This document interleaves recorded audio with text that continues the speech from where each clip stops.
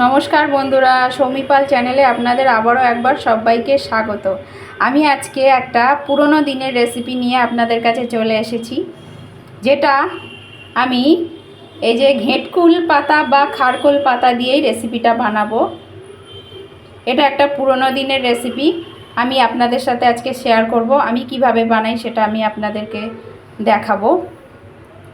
তার জন্য আমি ঘেটকুল পাতা কাটাটা আপনাদের শেয়ার করলাম না, কাটতে তো সবাই পারে মোটামুটি, ওই জন্য আমি শেয়ার করলাম না। আমি ঘেটকুল পাতাটা কেটে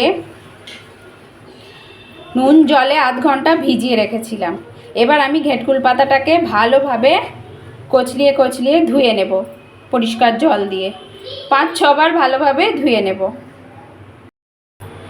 ঘেটকুল পাতা বা খারকোল পাতাটা আমি 4-5 বার পরিষ্কার জলে ভালোভাবে চটকিয়ে বা কচলিয়ে ভালোভাবে ধুয়ে নিয়েছি।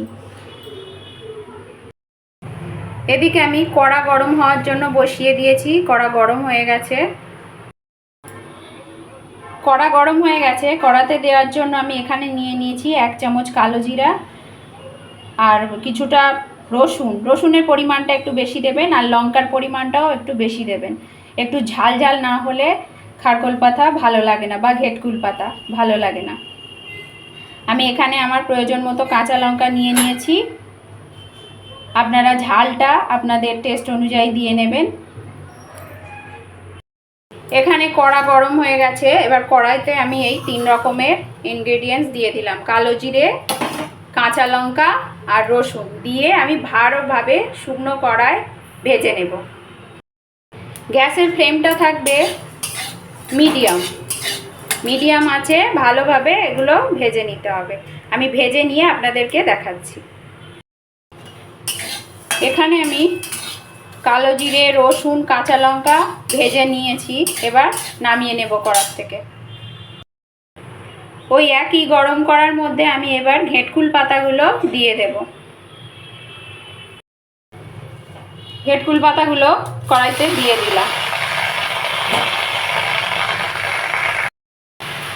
এবার দিয়ে দেব সামান্য নুন দিয়ে এবার আমি ঘেটকুল পাতাগুলোকে সিম আঁচে এগুলোকে ভালোভাবে ভেজে নেব। নুন দেওয়ার কারণে ঘেটকুল পাতার থেকে জল ছাড়বে। সেই জলটা পুরোপুরি ফুটিয়ে শুকিয়ে নিতে হবে। শুকিয়ে নিয়ে তারপরে এটাকে একটু ভাজা করে নিতে হবে। দেখুন কতটা জল ছেড়েছে। এই জলটাকে পুরোপুরি শুকিয়ে নিতে হবে, নিয়ে ভাজা করে নিতে হবে। এবার আমি ঘেটকুল পাতাগুলোকে ঢেকে দেব। দেখুন ঘেটকুল পাতাগুলো আমি সিম আছে ঢেকে জল শুকিয়ে নিয়েছি। দেখুন ভাজা হয়ে গেছে। আমি ঢাকা খুলে বারে একটু নেড়ে দিয়েছিলাম। দেখুন ভাজা হয়ে গেছে। এবার এটাকে আমি নামিয়ে নেব। এবার আমি ঘেটকুল পাতা, রসুন, কালো জিরে আর কাঁচা লঙ্কা একসাথে মিক্সিতে পেস্ট করে নেব। যে রসুন, কাঁচা লঙ্কার কালো জিরেটা আমি শুকনো কড়ায় ভেজে নিয়েছিলাম, সেটা ঘেটকুল পাতার সাথে আমি মিক্সিতে ভালোভাবে পেস্ট করে নেব। আপনারা চাইলে শিলনোড়াতেও বেটে নিতে পারেন, আমি বাটছি না। দেখুন আমি মিক্সিতে পেস্ট করে নিয়েছি। মিক্সিতে পেস্ট করতে গেলে একটু জল দিতেই হবে। আমি সামান্য একটু জল দিয়েছি, দিয়ে পেস্ট করেছি, নালে শুকনো পেস্ট হয় না। আপনারা চেষ্টা করবেন শিলনোড়াতেই বেটে নিতে, কেননা এতে যতটা জল অ্যাভয়েড করা যায় ততই ভালো। আমি ওই কড়াইটাই আবার পরিষ্কার করে গ্যাসে বসিয়ে দিয়েছি। কড়া গরম হয়ে গেছে। এবার পরিমাণ মতো তেল দিয়ে দেব। কড়াইতে আমি পরিমাণ মতো তেল দিয়ে দিয়েছি। তেল গরমও হয়ে গেছে। এবার আমি ঘেটকুল পাতা বাটাটা তেলের মধ্যে দিয়ে দেব। ঘেটকুল পাতা বাটা ভাজা করতে গেলে তেলের পরিমাণটা একটু বেশি লাগে, আপনারা সেই বুঝেই তেলটা দেবেন। আমি আমার প্রয়োজন মতো দিয়েছি তেল। ঘেটকুল পাতা বাটা আমি তেলের উপরে দিয়ে দিয়েছি। এইবার ভালোভাবে তেলের সাথে এটাকে আমি ভাজতে থাকবো যতক্ষণ না পুরো ভাজা হয়ে জলটা শুকিয়ে যায়।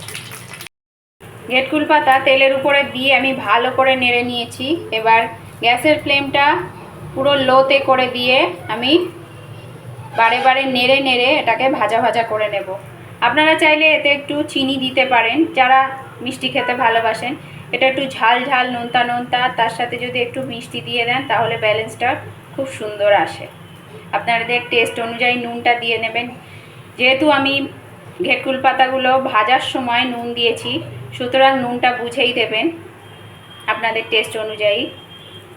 আমি এবার পাতাটাকে ভালো করে ভেজে নিয়ে আপনাদেরকে দেখাচ্ছি। দেখুন এখানে আমার ঘেটকুল পাতা ফ্রাই করা হয়ে গেছে। এই যে কড়ার থেকে ছেড়ে যাচ্ছে আর এই দলা দলা পেকে যাচ্ছে, মানে ঘেটকুল পাতা ফ্রাই হয়ে গেছে।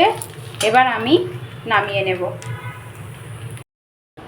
আমার ঘেটকুল পাতা বাটা রেডি হয়ে গেছে। এইভাবে আপনারা করে খেয়ে দেখবেন, একদম গলা চুলকাবে না। আপনারা বাড়িতে অবশ্যই এটা ট্রাই করবেন। আর আমার এই রেসিপিটা যদি ভালো লেগে থাকে তাহলে আমার চ্যানেলটাকে লাইক শেয়ার কমেন্ট করবেন। আর যারা যারা আমার নতুন বন্ধুরা আছেন আমার চ্যানেলটাকে সাবস্ক্রাইব করে দেবেন। আপনারা সবাই ভালো থাকবেন, সুস্থ থাকবেন। ধন্যবাদ।